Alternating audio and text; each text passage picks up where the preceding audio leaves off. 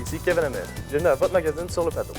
Aujourd'hui à l'émission, nous parlerons des camps d'entraînement dans la Ligue de hockey junior 2A avec Frédéric Cyr, de la vie collégiale d'une nageuse compétitive avec Claudel Chinard, de l'accueil à Jonquière reçu par le joueur des Gaillards Gauthier Hulot avec Félix Vaillancourt. Mais pour commencer, on discute de la carrière des athlètes dans le hockey féminin avec Raphaël Caron. Bonjour Raphaël. Bonjour. Quelles sont les différences entre les États-Unis et le Canada au niveau du hockey universitaire?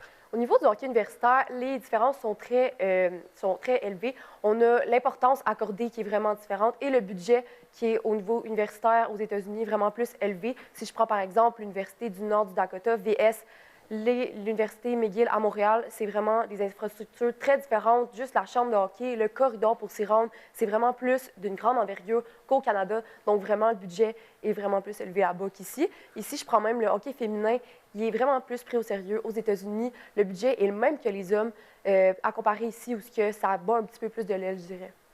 Dans ton article, tu nous parles de bourse universitaire, mais en quoi est-ce que ça consiste? Les bourses universitaires, ça consiste à un programme de sport-études offert aux athlètes qui offre un bel avenir aux athlètes de haut niveau, comme Rosalie Breton. Dans le fond, ça leur permet de poursuivre leur sport et espérer se rendre loin tout en ayant des études, si jamais ça ne marche pas, d'avoir un travail quand même et un sport en même temps. Pourquoi les États-Unis déboursent-ils plus de leur budget dans le sport universitaire? Les États-Unis sont vus pour avoir vraiment un système économique plus élevé que le nôtre. Donc, vraiment, ils ont plus d'argent à débourser dans l'éducation et les sports comme ça que nous, par exemple, où notre argent est investi vraiment ailleurs qu'ici. Donc, les bourses sport-études au Canada sont vraiment plus rares. C'est rarement offert aux athlètes universitaires. Est-ce que les joueuses de hockey féminin seraient prises plus au sérieux s'ils continuent leur parcours aux États-Unis?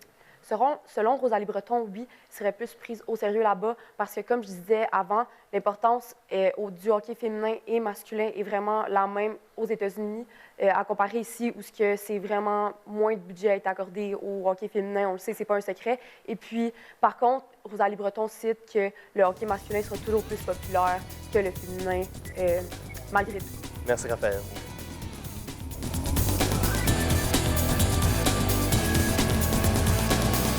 Nous allons maintenant nous adresser à Félix Vaillancourt qui va nous décrire l'arrivée à Jonquière de l'athlète Gauthier Hulot. Bonjour Félix. Bonjour. Peux-tu nous présenter Gauthier? Oui, Gauthier, c'est un joueur de 20 ans qui joue au football pour l'équipe des Gaillards du Cégep de Jonquière au niveau collégial Division 3. Il vient de la ville d'Amiens, en France, une ville à 1 heure au nord de Paris, qui a décidé de déménager au Québec cette année. Lui qui jouait avant pour l'équipe Pôle France Révolution, l'équipe de sa ville. Pourquoi as-tu décidé de venir au Québec? Il a décidé de venir au Québec pour découvrir une nouvelle culture, pour vivre de nouvelles expériences, pour faire changement de son pays et de sa ville natale, ainsi que pour voir où que le niveau du Québec pourrait l'amener plus tard au football.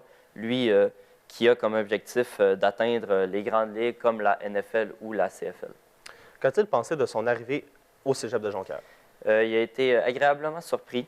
Il m'a dit qu'il ne s'attendait pas à recevoir un accueil aussi chaleureux de la part de l'équipe des entraîneurs et des joueurs des Gaillards qui sont venus le chercher à l'aéroport avec les autres joueurs internationaux. Même l'accueil des habitants de Jonquière l'ont surpris. Il dit que les gens d'ici sont très respectueux et l'ont intégré comme s'il était né ici et qu'il avait passé toute sa vie au Saguenay. As-tu eu de la difficulté à s'adapter au football québécois? Oui, il m'a dit que ça lui avait pris au moins un bon mois avant de s'adapter aux règles d'ici, parce qu'il y a quelques différences entre le Québec et la France, vu qu'ils jouent à 12 joueurs ici et à 11 en France. Donc, il a fallu qu'il pose des questions à ses coéquipiers pour augmenter son niveau et atteindre son objectif de plus tard, soit être pro. Merci Félix. Merci.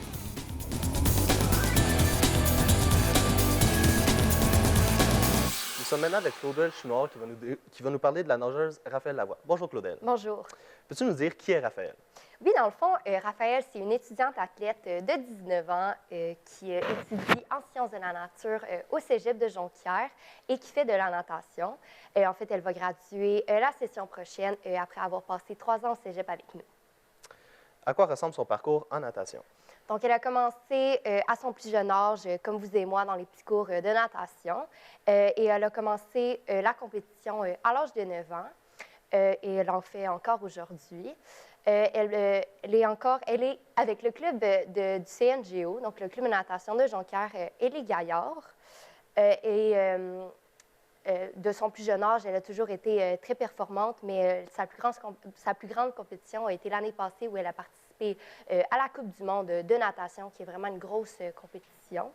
Et aussi, elle a lâché beaucoup de fois, mais elle s'est toujours gardé un objectif et c'est ça qui a fait ne pas abandonner. Comment gère-t-elle ses études et la natation ensemble? Donc, il faut savoir que c'est une élève très studieuse qui ne lâche jamais rien.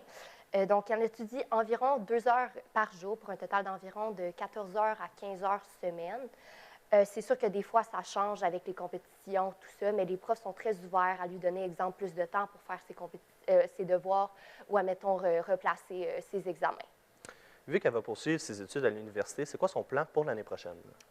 Oui, donc l'année prochaine, elle pense se diriger soit vers Ottawa ou Sherbrooke en santé, donc soit en ergothérapie ou en physiothérapie. Elle va également continuer la natation rendue là. Donc, son rêve, ce serait de participer au championnat canadien universitaire. C'est vraiment son but et elle est vraiment contente de ça. Merci, Claudel. Merci.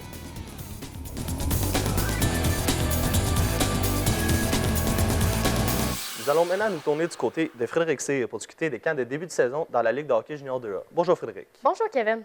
Quels sont les sentiments ressentis par les joueurs de première année? Donc, du point de vue de Jérémy Bernatchez, un joueur de première année qui joue avec les Beaucerons de Sainte-Marie-de-Beauce dans la Ligue de junior 2A, la pression et l'anxiété est bien présente, surtout pour un jeune homme de 17 ans. Avec l'arrivée de l'école en même temps, ça fait aussi beaucoup. Donc, en plus, ça faisait un certain temps que Jérémy n'avait pas joué dans sa ville natale à Sainte-Marie. Donc, la pression de bien performer devant sa famille est grande. Comment est-ce que les joueurs sont encadrés durant ces situations? Jérémy mentionne aussi que même si la pression était assez grande, il a été capable de surmonter avec l'aide des vétérans qui sont déjà passés par là eux aussi. L'entraîneur-chef des Beaucerons, Jean-François Bernier, dit que dès le début des camps d'entraînement, le leadership est très fort et que la famille des Beaucerons se forme. De nos jours, les entraîneurs deviennent de plus en plus des psychologues et des modèles pour les jeunes joueurs. Les entraîneurs encouragent les joueurs à se confier à eux et les accueillent avec les grands bras ouverts. Comment les joueurs sont-ils recrutés?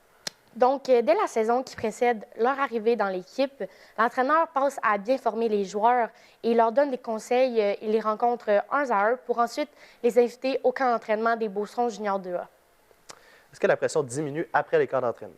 Donc, Jérémy raconte qu'il y a c'est une grande famille avec les Beaucerons et que tout le monde l'a inclus dès son arrivée dans l'équipe, car ils sont tous là pour un même but commun et c'est de gagner. Donc, de plus en plus que la saison avance, de plus en plus de liens se tissent entre les entraîneurs et les joueurs. En quelques mots, à quoi ressemble la chimie d'équipe durant les camps? Il y a une très bonne chimie entre les jeunes joueurs et les vétérans. C'est sûr qu'il y a certaines émotions fortes avec les coupures qui se font au cours du camp d'entraînement. Merci, Frédéric. Plaisir. C'était tout le temps que nous avions à l'émission aujourd'hui. Je tiens à remercier nos journalistes Raphaël Caron, Claudel Chouinard, Félix Vaillancourt et Frédéric Cyr. Merci à vous, chers téléspectateurs, d'avoir été des nôtres pour cette nouvelle édition du magazine Sur le plateau. C'était Kevin Hamel. Je vous souhaite une excellente journée. À la prochaine.